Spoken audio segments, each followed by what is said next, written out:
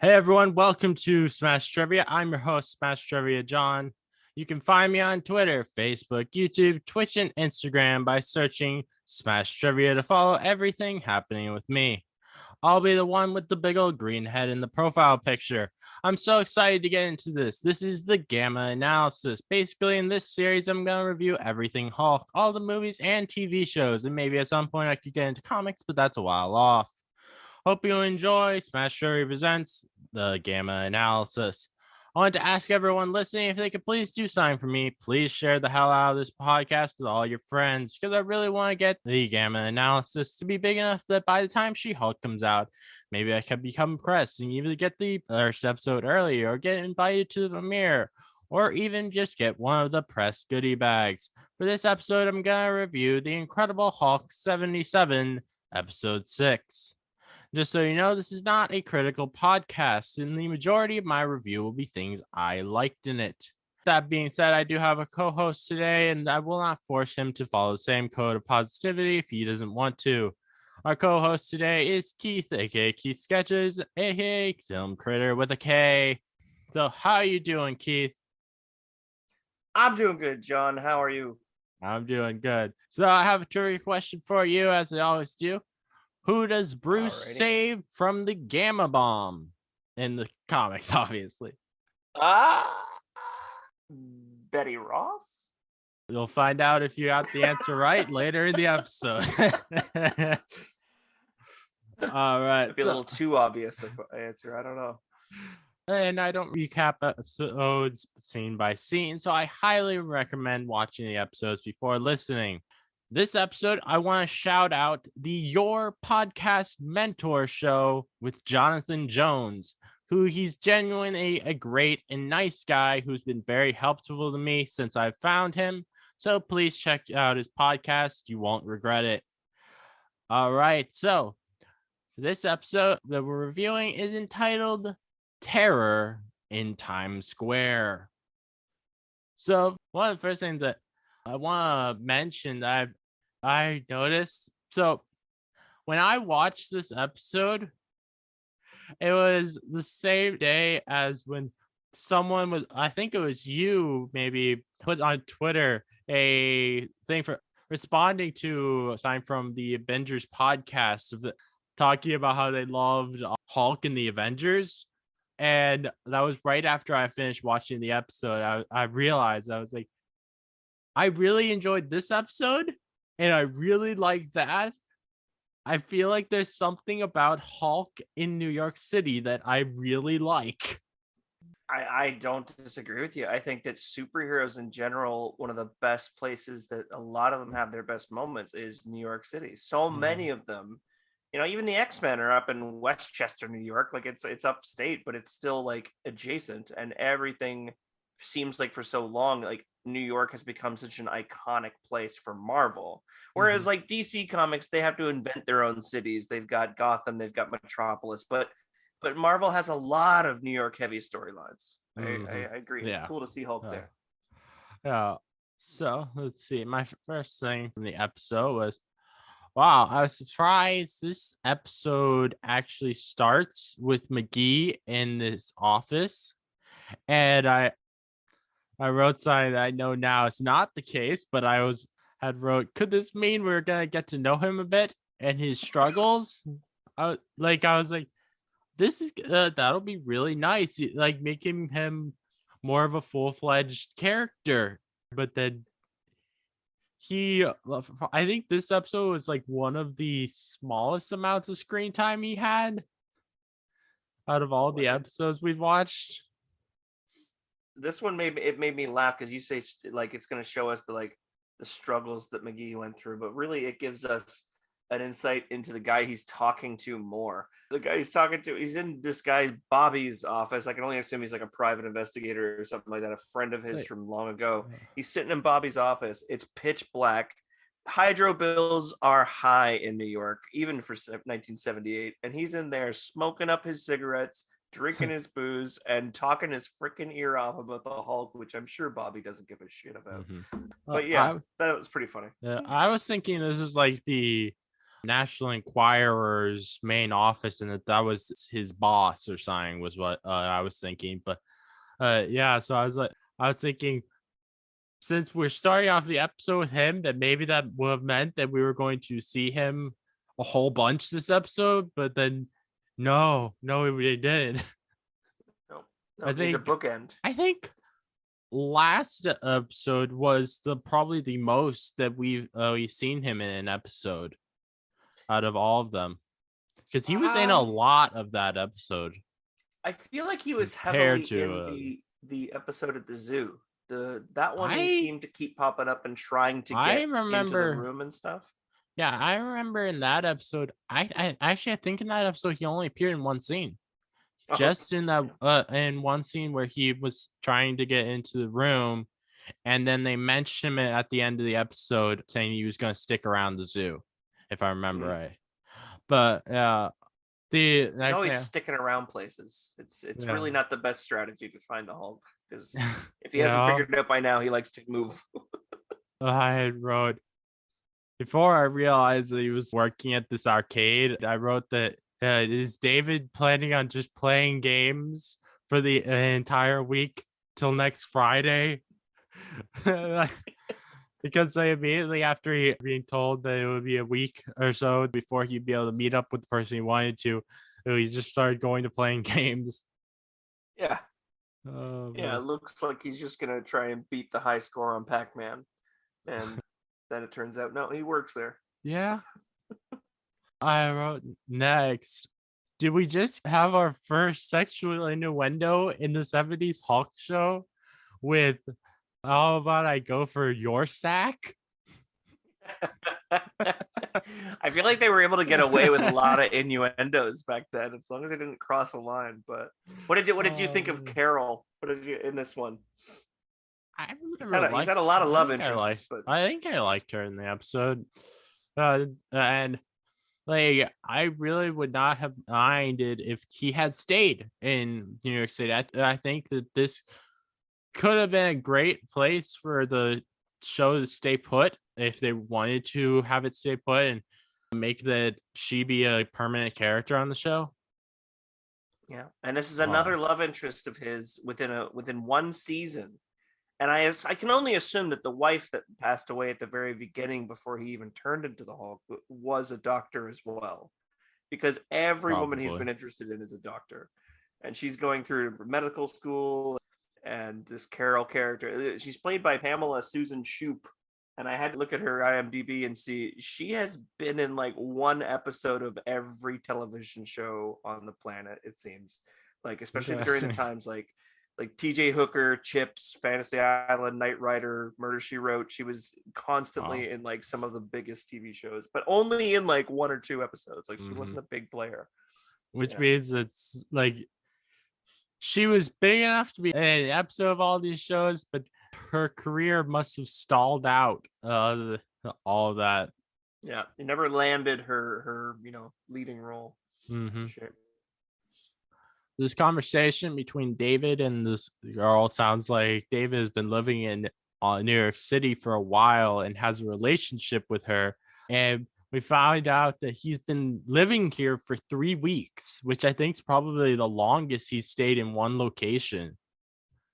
I like that they play with time that way. With it, like it starts to get to, okay, there's no real formula of we don't need to see him arriving there anymore. You can just assume that, okay, now he's in a new place. What's the story? And I love that we started much further along than previous episodes. I think in a lot of the previous episodes, he was like literally in town for like a couple of days, versus in this one, he's been living there for 3 weeks. That was a very sharp transition between David heading upstairs to the scene of the dad and the other business partner talking, which I thought was surprising how sharp of transition it was. Did it seem out of nowhere? Yeah, it felt very out of nowhere to me. When we saw, at first, I did not expect that was actually the father and that this was literally right upstairs and they were about to walk in. Yeah, it's a little failure on the establishing shots that they could have used to get you there Mhm. mentally. Yeah, Norman and Leo end up being probably my favorite thing about this episode. Those two guys. Yeah. Part of me, when we started seeing this episode, it reminded me of the Rocky episode. It reminded me a lot of Interesting. like similar themes. There's like a drug operation, there's a mobster, there's like Yeah. a protagonist that he's trying to save, and like a friend that he's trying to protect while trying to bust these guys. Can see But that. I like that it felt like they were like, oh, we have the opportunity to shoot Lou Ferrigno all, greened up and caked up in Times Square, running around. Let's build an episode around that so it makes sense. And then they kind of got to take a second crack at a previous storyline that was similar enough that could improve upon it. I think they improved upon it big time. I Mhm. really liked Norman and Leo's involvement. Oh yeah, I really did like that. The next thing I had, besides, I thought was it was a very interesting thing.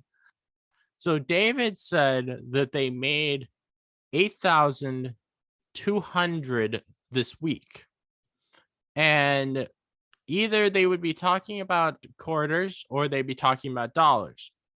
And so I did the math here. This sounds like a massive profit. Either if this is quarters or if it's dollars. If it's dollars, that means that they made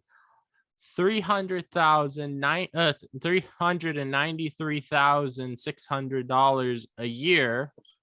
Or if it's quarters, they made $98,400 a year. And to make the even more insane, the inflation was in the 70s of $1 in the 70s had the buying power of $7 today. So in today's money, if it's dollars, then I made 2,755,200 a year. And if it's quarters, then that's 688,800 a year.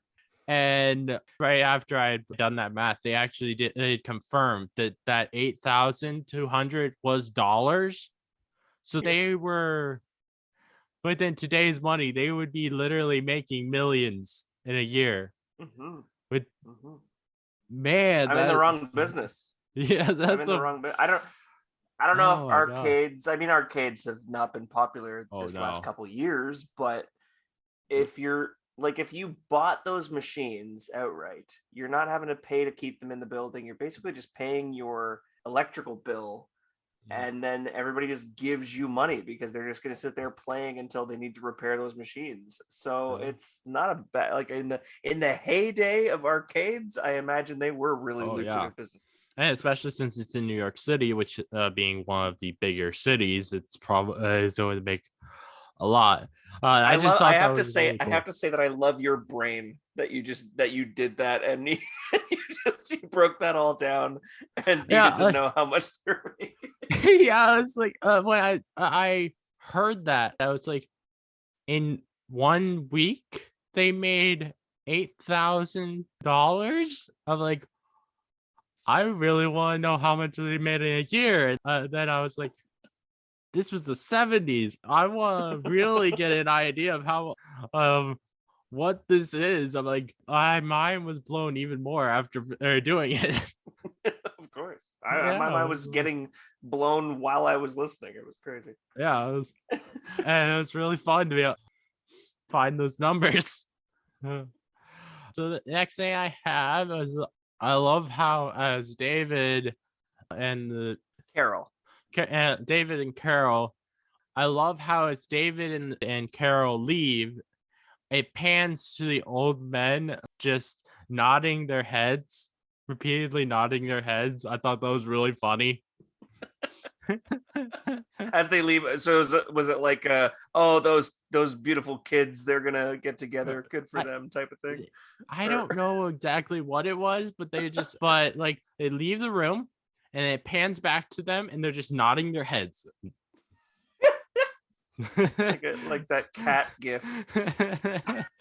Oh man, that was great. The next thing I had was I have a bad feeling that Norman is going to die while he talks to the mafia in his office, which Yeah. I think I skipped over at least one scene, which was us the two of them going to deliver the stuff to the mafia guy, and I was very surprised when we find out actually what the mafia people wanted to do with him. Having having Norman shoot one of his neighbors. Mm-hmm. And like best friends. Like I thought they were like half brothers or like nephew or like cousins or something. They made it seem so familial, and they're clearly like very close with Norman's daughter Carol. Yeah, Yeah, I think I felt don't terrible. think that they were related. It was just more of like how some people they with their friends they will say that they are this person's uncle. Yeah. Yeah, so and I think it was kind of a forced thing because they were trying to normalize them going to see this guy for the kid so the kid doesn't think, why you keep going to see this guy and giving him money? Yeah. Yeah. They were trying to make it a little more covert, Mm-hmm. smart. Yeah. I too thought that Norman was for sure gonna die, or one of them was for sure gonna die. Oh yeah. Um, But I definitely didn't expect them to want Norman to shoot the other one. that was a nice plot twist that was different from the final round episode where we got like the Rocky kind of themes. I was glad to see that they kind of pitted one character and making that idea of Norman is now a hired hand instead of the sweet gentle Santa Claus that we met at the very beginning. Yeah.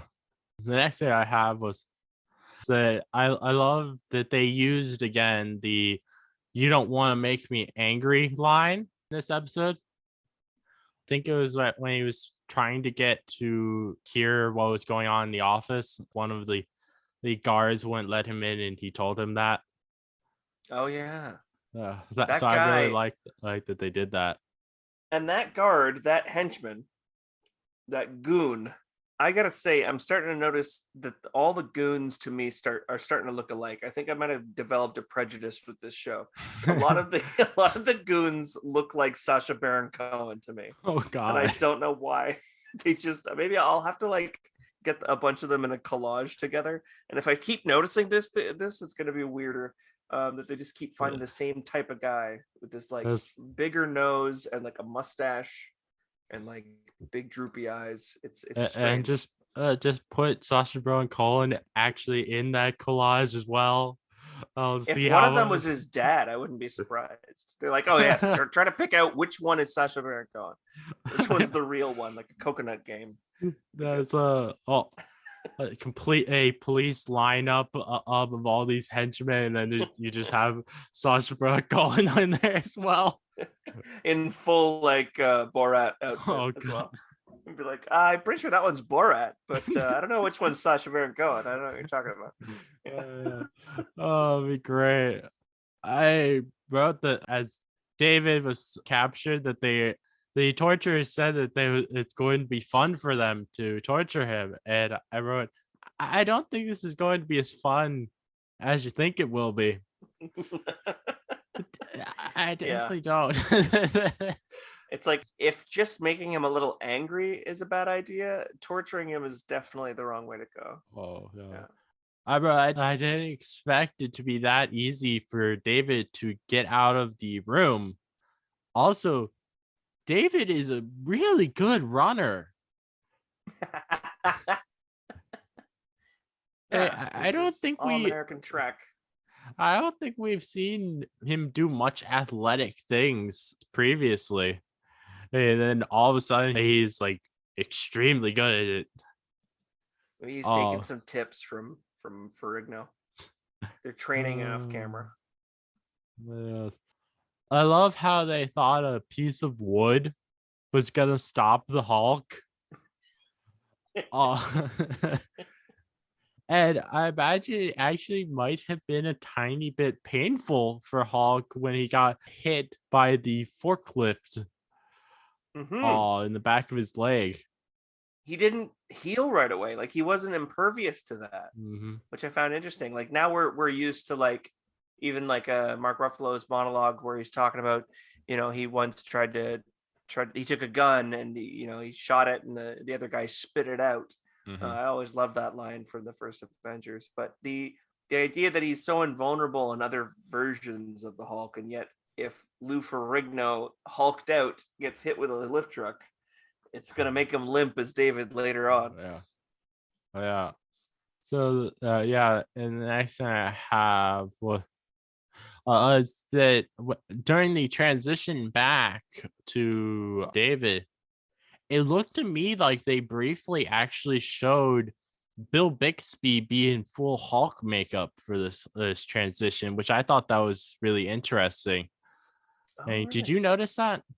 I know. I just keep noting that they do it differently every time, but I didn't take the second to look at how detailed his makeup was in each transition too, because they don't just. I appreciate that about this show too, because any other show I've seen where they have to do the same trope every episode, they would have just replayed the same footage, and they clearly haven't done that. It's interesting. Yeah. And the next thing I had, which goes along with the stuff with the forklift, was how I was surprised, just like you were, that they have him still be in pain after turning into a human this time. And I wrote that I wonder if the hit actually like struck a nerve in his leg, and that's why he was still limping. I thought it was really interesting. And the next thing I have, after David finds Norman and the other guy on the ground, Leo, yeah. I was wondering why David was bringing a stethoscope with him. I was like, why would you need that? Good question. Was he did he not use it later? He did. For the He safe? did use Yeah. use it later, but immediately when I was seeing it, since I write down notes as I see things, I'm like, I noticed, I'm like, what? It didn't make sense for him to have it on him yet. Yeah. Why would you need that? I love that they just played with, because they, like Norman, I don't think I really believed that Norman was going to go through with it and kill Leo, but to have him come into like what looked like a crime scene and it just turned out to be two best friends getting really drunk and making like a murder pact. It's like they just fell asleep. They said, I can't do it, buddy. I'm sorry. I got this gun, but I'm not going to use it. It's like, let's kill the other guy. Okay. And that's it. It's like, I thought that was pretty great. Yeah, it really was. And let's see, my next thing I had was, I don't think that they revealed in this episode what it actually was, but we had, just like with the Rocky episode, they had a powdered drug, and this time it was a gray powder. I don't think I've ever heard of a drug that's a gray powder. Me neither. I mean, I can't say that I've seen every cocaine and every heroin that there is in the world, but as far as I understood, cocaine is white, heroin is sometimes brown or yellowish brown, but I've never seen a gray powder before. I thought that was interesting as it point out. Next thing was I had, which goes along with the stethoscope, was that are most doctors taught how to open a safe with a stethoscope? I was thinking the same thing when I was sitting here watching it with my fiance. I was like, oh, he's so versatile. Like his doctor skills really make him like, oh, what? Well, he was probably just playing, getting his doctorate, going to school for it, and he had the stethoscope at home, and he was like, you know what? I bet I could open a safe. Let's start practicing now. Maybe it's just one of those things when you have a stethoscope, you try. Maybe one of those things. This point was where I noticed how we hadn't got any more of McGee in the episode after the first scene, and I was 33 minutes in. I'm like, I thought he was gonna be a lot more of this episode. I was really surprised when I realized that. The next thing I have is Obviously, Norman's plan is to kill Jason, but it sounds like they're planning on killing themselves afterwards. Did you notice that? Well, I It think sounded like that. I don't think they were planning on killing him. I think they just assumed that with their inexperience and the fact that Jason is so well guarded that they didn't see themselves coming back alive. So I think they knew, they considered it a suicide mission, but they were going to do what was right, and they were going to protect Carol. And that brings up one of my favorite That makes lines from sense. the episode. The best line I think I've heard in the series so far. It really resonated with me. Norman says, "In life, you love certain things, you got to pay for them." And I didn't think of this as something to do with sex working. I thought of this immediately as something to do with, if you're gonna really put your all into something and love something, then you have to make certain sacrifices. And I think that's relatable in a billion ways. And I really love that. I think it's true. And I think it's something from the writing standpoint, that I really enjoyed about the series. Yeah, I enjoyed that too.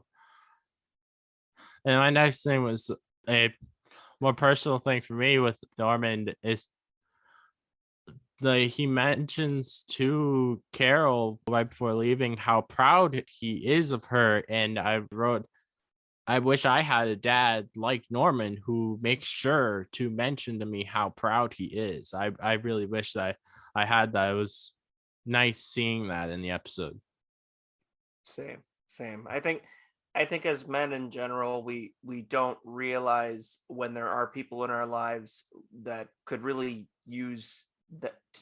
benefit from hearing that kind of thing. I think we take that for granted a lot, and there's a lot of people that we could probably say it to, that it would make, it would really change their day, and at the very least their day. And yeah, it is nice to see that kind of father figure in something like that. Yeah. But so the next thing I have, I thought was really funny. I noticed in the background of the scene where David is trying to get a taxi, there's a subtle Hertz rental truck product placement in the background. I was like, wow, Man, I don't think I would have expected to notice product placement in a 70s TV show, but well, so yeah, I was thinking when we got to when it says at the name of the episode is, was it Terror of Times Square? Karen Times Um, Square.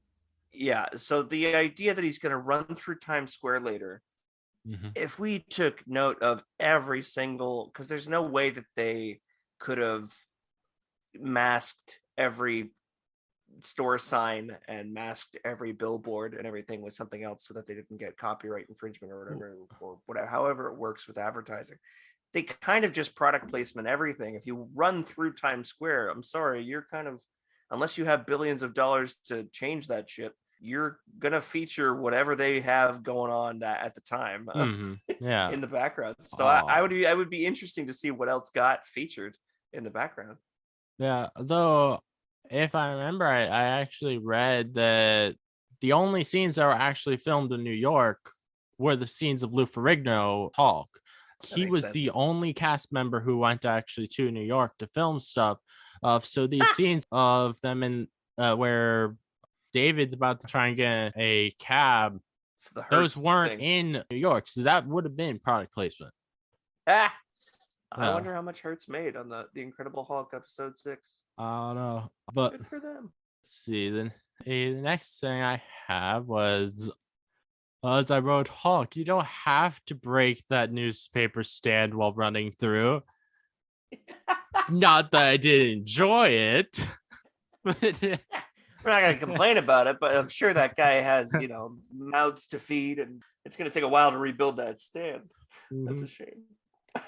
I was oh, thinking the hilarity of the fact that he hulks out in this episode because of road rage. Sitting in the back of that cab and him like just getting mad enough that the cab's not moving at all, and it's not the cab driver's fault, but the fact that that's a new way for him to hulk out. And then he's just stuck in gridlock, and then he starts hulking out and the guy says, "Keep your shirt on." I thought that was very funny. And then I just was thinking, like, New Yorkers at the time watching this on TV, on primetime TV, they probably love that detail. Yeah, because they're sitting there wondering every day when they're going to turn into a big green monster because they can't get to work on time. Actually, I was very surprised that they actually had Hulk running in Times Square, as I imagine that would have cost a hell of a lot to get approved.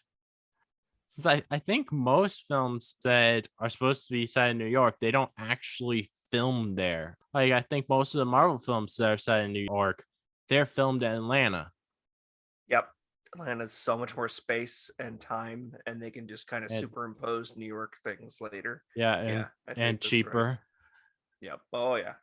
And the next thing I wrote was that finally McGee is back. He was told that Hulk is running through Times Square, so he goes to find him, and like he just missed him, if I remember right in the episode. I had to laugh because it cuts. If I've got the timeline right, McGee has been smoking and sitting in this Bobby guy's office for days, saying that he's going to scour the city for Hulk, but he hasn't freaking left this office, and he's just bumming Bobby's cigarettes and boring him to tears, and it's just sad. I want him to leave Bobby alone and go and actually do some of the legwork. Yeah. But before that, I had to laugh because before that moment, they're doing the thing where Norman and Leo are in the car, right? And they're going to go kill Jason. They're going to go through with their plan. And it felt like a spin-off series for a while. I had to laugh because every cutback to them, it was like 5 or 6 cutbacks where they're like, okay, they parked the car. Cut back to the Hulk. He's running through Times Square. Cut back to them. They've got out one gun. Okay, cut back to them again. They've got out the other gun. Cut back to them. They're doing their secret handshake, and they're finally thinking about how to open the car door and go do their mission. It's like, come on, guys. It just felt like one of those drawn out like bomb countdowns where it's like, oh, 5 seconds, and then 10 minutes goes by, and you're like, really? This thing hasn't gone off. It was good. Yeah.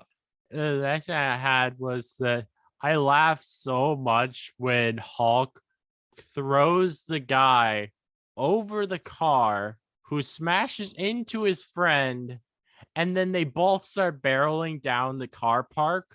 I was laughing so hard during that scene.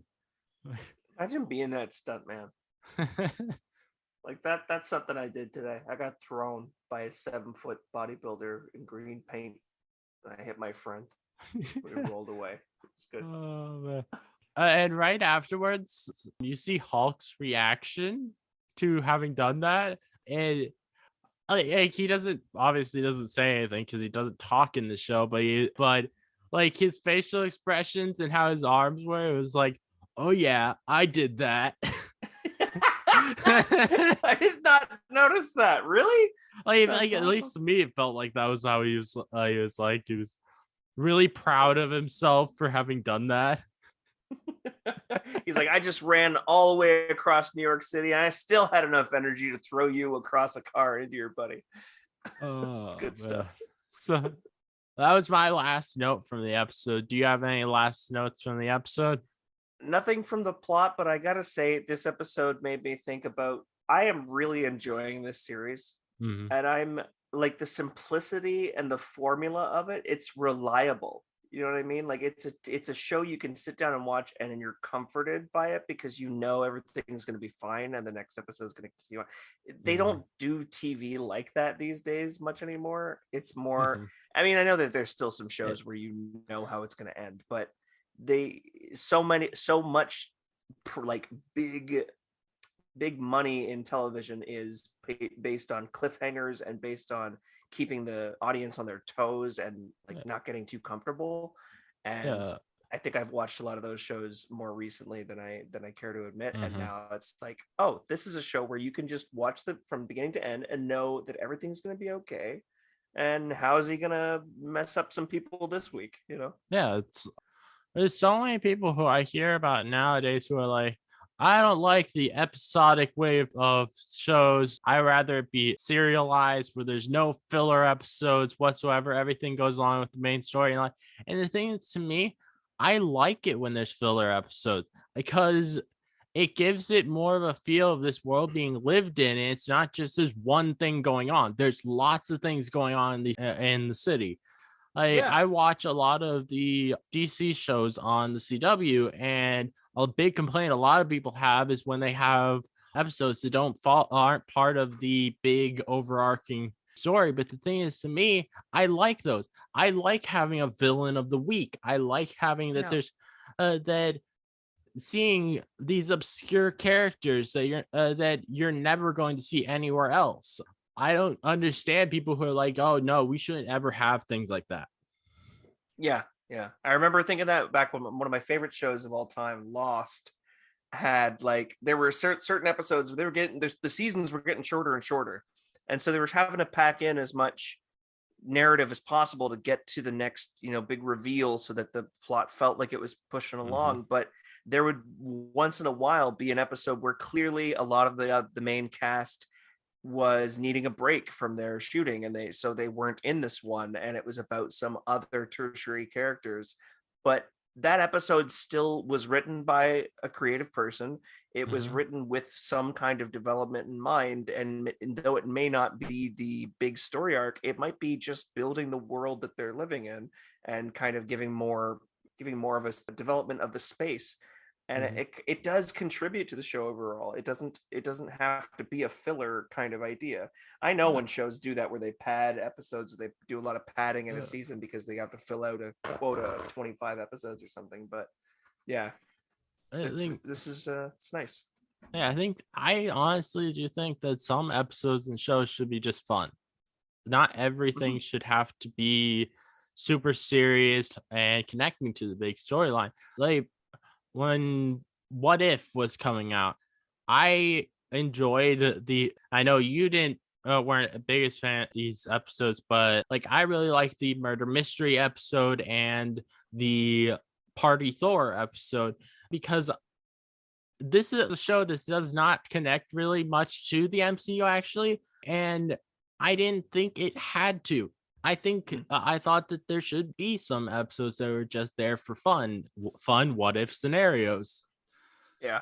And I think when we do try to rank them against each other, it does end up making that decision where we kind of write them off as, okay, that one wasn't my favorite. Maybe I won't really think about that one anymore. And it's like, yeah, I'd like to revisit it. I only watched What If once. I've watched all the other the Disney Plus shows more than once, except for Hawkeye, which just came out. But I need to watch What If again and see, is there more? Because my favorite episodes are too few and far between. But there's definitely a lot of merit to the Thor episode, especially. I remember enjoying a lot of things about it, even though it didn't really progress things along. I remember there being some people who really did not like how the resolutions of the episode was that his mom came to get mad that he wasn't studying, and like it was this whole like basically cleaning your room, but it's the entire earth thing. I remember a lot of people not liking that in the episode, but the thing is, to me, I thought that was really funny, and I thought that was a great way to end it. I didn't even think about the analogy of him having to clean his room and it being the entire planet Earth. That's brilliant. I did not I didn't make that connection at all. I was just waiting for the big next plot point or something, and then Vision, Ultron shows up. But I really did not like the ending though of Vision Ultron coming, because it didn't feel like it connected to those episodes with the Vision Ultron. Sure. It felt like unearned. It felt, the thing is, like, if it didn't work within the timeline, because like the episodes after that, they have in that episode, the Watcher, he got surprised. He was like, I've seen everything that's ever happened, but what the hell is this? But then he got surprised again later when he saw him, acting as if he had never saw him before. I was like, wait, what? Why is this? Did this not actually happen, or what's the case here? Because Also, I don't think that the party Thor, when he came back in the finale, I don't think he referenced how he saw this Vision Ultron in front of him at the end of his episode. I think you're So I right. would like a lot of people were like, that was the only thing I liked in the episode because it continued the storyline. I'm like, that was the only thing I didn't like in it. I remember it being very jarring. Yeah, to have Uh, that in such a fluffy, fun episode. I mhm. would like to watch that one again because I really remember liking them pitting Carol Danvers against Thor Oh yeah. because I think that she is one of the characters in the MCU that has gotten a bad rap and needs a lot more cool moments because she had some badass moments in not only Endgame but in her actual solo movie. But Hmm. there was just so much that was bogged down by so much origin story that it became hard to Yeah. please everybody, sadly. Yeah.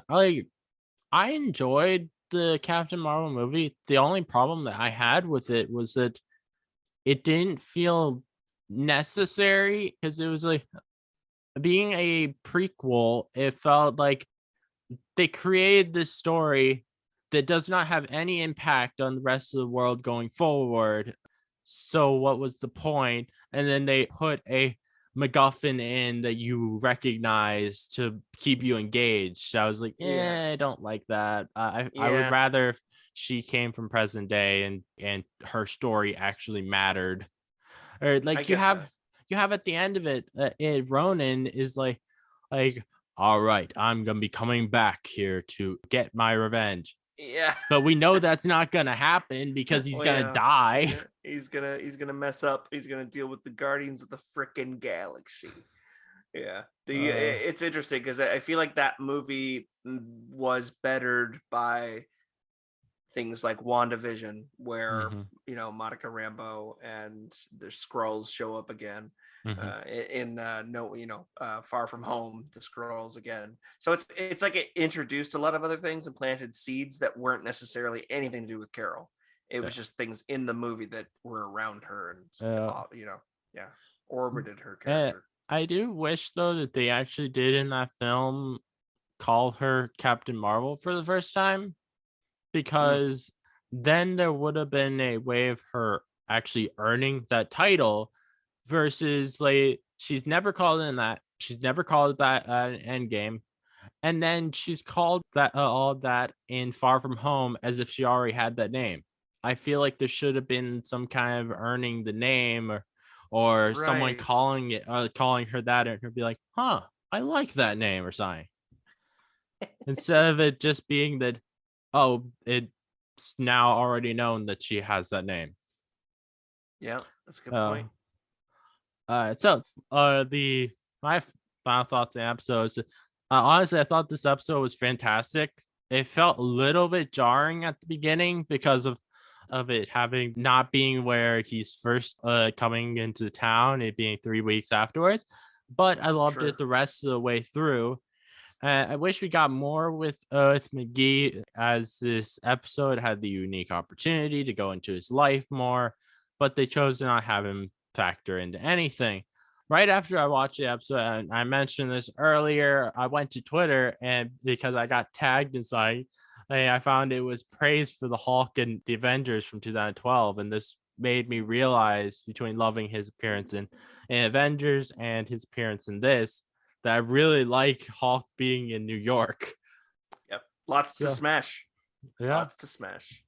So trivia from this episode was for firstly we have the warehouse has Argonaut Industries on it, and I don't think this was an intentional reference, but in the comics, there's an Iron Man suit that's called the Hulkbuster Argonaut armor.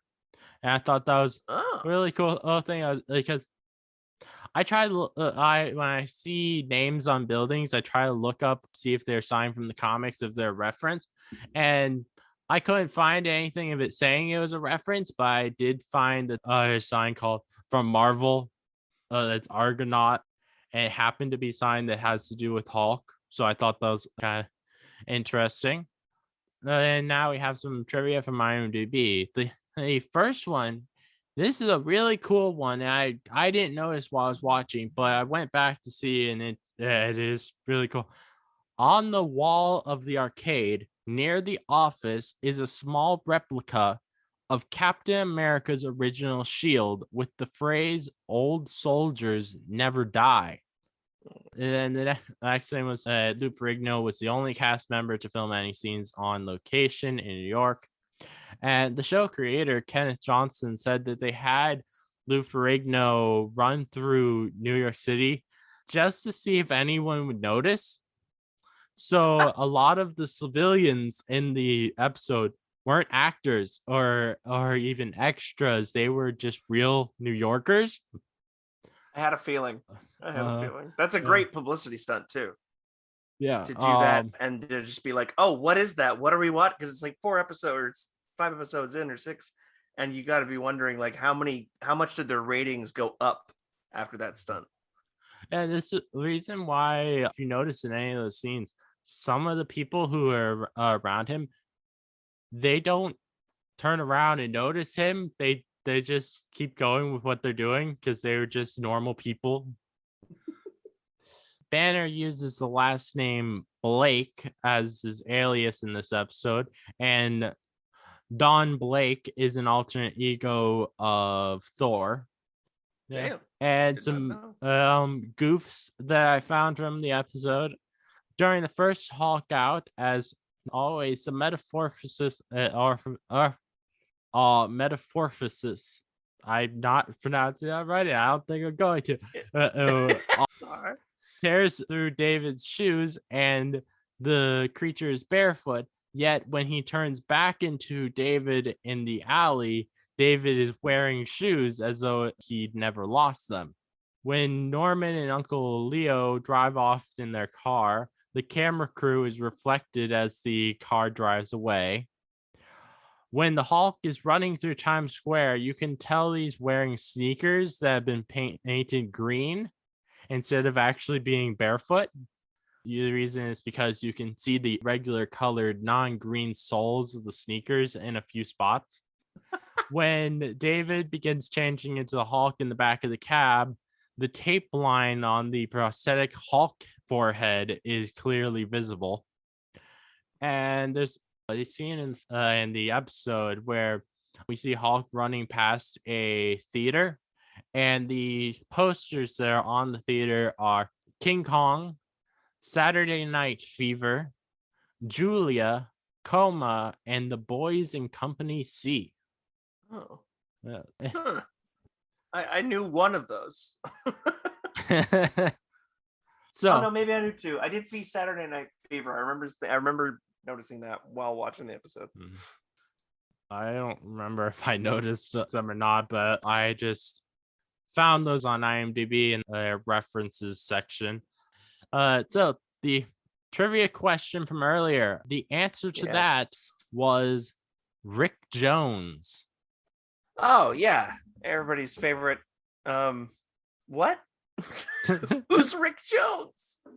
Rick Jones. Rick Jones is just in the comics Bruce Banner's best friend. Oh. And if I remember right, at some point he turns into the character A-Bomb, which is sort of like a blue Hulk, that very comedic. So he was probably in like that show. What are they called? There was like a show where it was like Hulk and the 5 or Agents of 6. Smash. Yep, that's the one. Yeah, you knew immediately what I was talking about. Yeah, I've watched. Is he in that? Show. Yeah, he's in that. Of course. Oh, that's yeah. perfect. So, do you have any final thoughts before I end off the episode? Honestly, this one ranks pretty high for me. I think it might be my second favorite episode. Okay, I think that honestly, it either is my favorite or it's probably my second favorite, with the other one being the pilot episode, because that pilot episode really was really good. Rocked. It was a movie. Yeah. Thank you for listening. And if you like this Gamma analysis, please give a 5-star review. I'd love to hear your thoughts on the episode, so please let me know. And if you'd like to listen to more from me, please subscribe. Many more Gamma analysis is coming from me, so keep on the lookout. This again is your host, Smash Trivia John, signing off.